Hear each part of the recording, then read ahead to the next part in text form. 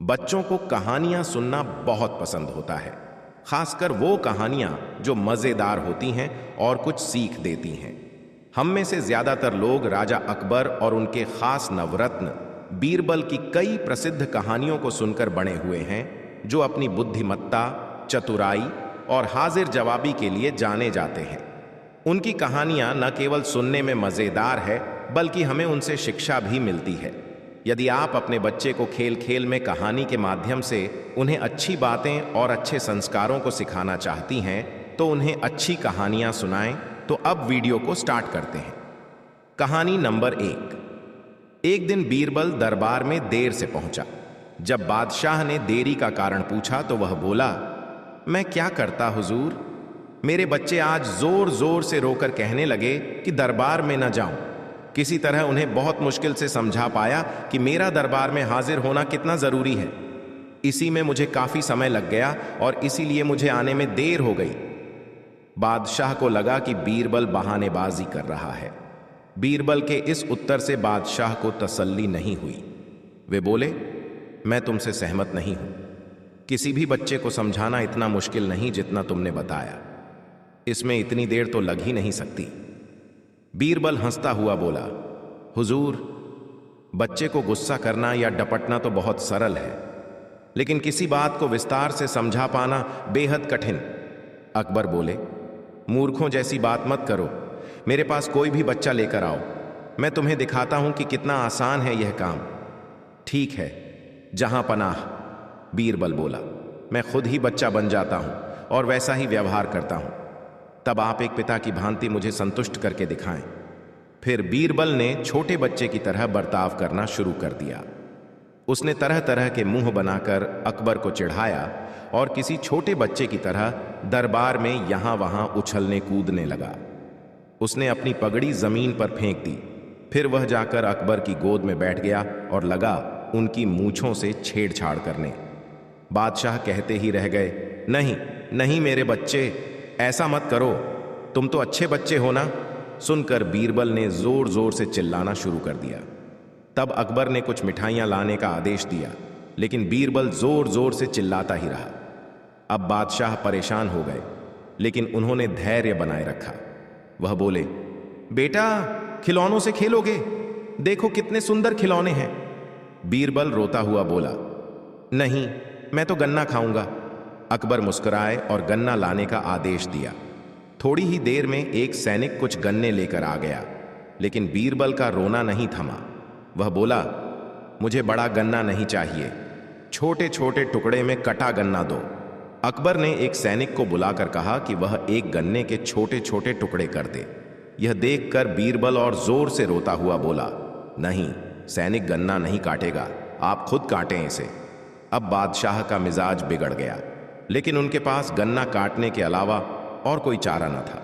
और करते भी क्या, खुद अपने ही बिछाए जाल में फंस गए थे। वह गन्ने के टुकड़े करने के बाद उन्हें बीरबल के सामने रखते हुए बोले, अकबर, लो इसे खा लो बेटा। अब बीरबल ने बच्चे की भांति मचलते हुए कहा, नहीं, मैं तो पूरा गन्ना ही खाऊंगा। बादशाह ने एक साबुत गन्ना उठाया और बीरबल को देते हुए बोले, लो पूरा गन्ना और रोना बंद करो। लेकिन बीरबल रोता हुआ ही बोला, नहीं, मुझे तो इन छोटे टुकड़ों से ही साबुत गन्ना बना कर दो। कैसी अजब बात करते हो तुम, ये भला कैसे संभव है? बादशाह के स्वर में क्रोध भरा था, लेकिन बीरबल रोता ही रहा। बादशाह का धैर्य चुक गया। बोले, यदि तुमने रोना बंद नहीं किया तो मार पड़ेगी तब। अब बच्चे का अभिनय करता बीरबल उठ खड़ा हुआ और हंसता हुआ बोला, नहीं नहीं, मुझे मत मारो हुजूर। अब आपको पता चला कि बच्चे की बेतुकी जिदों को शांत करना कितना मुश्किल काम है। बीरबल की बात से सहमत थे। अकबर बोले, हां, ठीक कहते हो, रोते चिल्लाते जिद पर अड़े बच्चे को समझाना बच्चों का खेल नहीं। कहानी नंबर 2। बादशाह अकबर एक सुबह उठते ही अपनी दाढ़ी खुजलाते हुए बोले, अरे कोई है? तुरंत एक सेवक हाजिर हुआ। उसे देखते ही बादशाह बोले, जाओ जल्दी बुलाकर लाओ, फौरन हाजिर करो। सेवक की समझ में कुछ नहीं आया कि किसे बुलाकर लाए, किसे हाजिर करें। बादशाह से पटल कर सवाल करने की तो उसकी हिम्मत ही नहीं थी। उस सेवक ने यह बात दूसरे सेवक को बताई, दूसरे ने तीसरे को और तीसरे ने चौथे को। इस तरह सभी सेवक इस बात को जान गए और सभी उलझन में पड़ गए कि किसे बुलाकर लाए, किसे हाजिर करें। बीरबल सुबह घूमने निकले थे। उन्होंने बादशाह के निजी सेवकों को भाग दौड़ करते देखा तो समझ गए कि जरूर बादशाह ने कोई अनोखा काम बता दिया होगा जो इनकी समझ से बाहर है। उन्होंने एक सेवक को बुलाकर पूछा, क्या बात है, यह भाग दौड़ किस लिए हो रही है? सेवक ने बीरबल को सारी बात बताई। महाराज, हमारी रक्षा करें, हम समझ नहीं पा रहे हैं कि किसे बुलाना है। अगर जल्दी बुलाकर नहीं ले गए तो हम पर आफत आ जाएगी। बीरबल ने पूछा, यह बताओ कि हुक्म देते समय बादशाह क्या कर रहे थे? बादशाह के निजी सेवक जिसे हुक्म मिला था उसे बीरबल के सामने हाजिर किया तो उसने बताया, जिस समय मुझे तलब किया उस समय तो बिस्तर पर बैठे अपनी दाढ़ी खुजला रहे थे। बीरबल तुरंत सारी बात समझ गए और उनके होठों पर मुस्कान उभर आई। फिर उन्होंने उस सेवक से कहा, तुम हाजाम को ले जाओ। सेवक हज्जाम को बुला लाया और उसे बादशाह के सामने हाजिर कर दिया। बादशाह सोचने लगे, मैंने इससे यह तो बताया ही नहीं था कि किससे बुलाकर लाना है, फिर यह हज्जाम को लेकर कैसे हाजिर हो गया? बादशाह ने सेवक से पूछा, सच बताओ, हज्जाम को तुम अपने मन से ले आए हो या किसी ने उसे ले आने का सुझाव दिया था? सेवक घबरा गया, लेकिन बताए बिना भी तो छुटकारा नहीं था। बोला, बीरबल ने सुझाव दिया था, जहां पनाह। बादशाह बीरबल की बुद्धि पर खुश हो गया। कहानी नंबर 3। बादशाह अकबर जंग में जाने की तैयारी कर रहे थे। फौज पूरी तरह तैयार थी। बादशाह भी अपने घोड़े पर सवार होकर आ गए। साथ में बीरबल भी था। बादशाह ने फौज को जंग के मैदान में कूच करने का निर्देश दिया। बादशाह आगे आगे थे, पीछे पीछे उनकी विशाल फौज चली आ रही थी। रास्ते में बादशाह को जिज्ञासा हुई और उन्होंने बीरबल से पूछा, क्या तुम बता सकते हो कि जंग में जीत किसकी होगी? हुजूर, इस सवाल का जवाब तो मैं जंग के बाद ही दूंगा, बीरबल ने कहा। कुछ देर बाद फौज जंग के मैदान में पहुंच गई। वहां पहुंचकर बीरबल ने कहा, हुजूर, अब मैं आपके सवाल का जवाब देता हूं और जवाब यह है कि जीत आपकी ही होगी। यह तुम अभी कैसे कह सकते हो, जबकि दुश्मन की फौज भी बहुत विशाल है?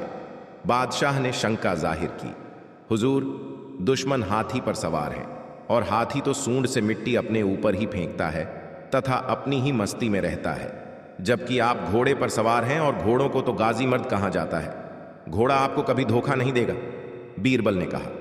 उस जंग में जीत बादशाह अकबर की ही हुई। कहानी नंबर 4। बादशाह अकबर और बीरबल बातें कर रहे थे। बात मियां बीवी के रिश्ते पर चल निकली तो बीरबल ने कहा, अधिकतर मर्द जोरू के गुलाम होते हैं और अपनी बीवी से डरते हैं। मैं नहीं मानता, बादशाह ने कहा। हुजूर, मैं सिद्ध कर सकता हूं, बीरबल ने कहा। सिद्ध करो, ठीक है, आप आज ही से आदेश जारी करें कि किसी के भी अपने बीवी से डरने की बात साबित हो जाती है तो उसे एक मुर्गा दरबार में बीरबल के पास में जमा करना होगा। बादशाह ने आदेश जारी कर दिया। कुछ ही दिनों में बीरबल के पास ढेरों मुर्गे जमा हो गए। तब उसने बादशाह से कहा, हुजूर, अब तो इतने मुर्गे जमा हो गए हैं कि आप मुर्गी खाना खोल सकते हैं, अतः अपना आदेश वापस ले लें। बादशाह को न जाने क्या मजाक सूझा कि उन्होंने अपना आदेश वापस लेने से इनकार कर दिया। खींचकर बीरबल लौट गया। अगले दिन बीरबल दरबार में आया तो बादशाह अकबर से बोला, हुजूर, विश्वसनीय सूत्रों से पता चला है कि पड़ोसी राजा की पुत्री बेहद खूबसूरत है। आप कहें तो आपके विवाह का प्रस्ताव भेजूं? यह क्या कह रहे हो तुम? कुछ तो सोचो। जनाना खाने में पहले ही 2 हैं, अगर उन्होंने सुन लिया तो मेरी खैर नहीं, बादशाह ने कहा। हुजूर, 2 मुर्गे आप भी दे दें, बीरबल ने कहा। बीरबल की बात सुनकर बादशाह झेंप गए। उन्होंने तुरंत अपना आदेश वापस ले लिया। अकबर और बीरबल की कहानी आपको कैसी लगती है?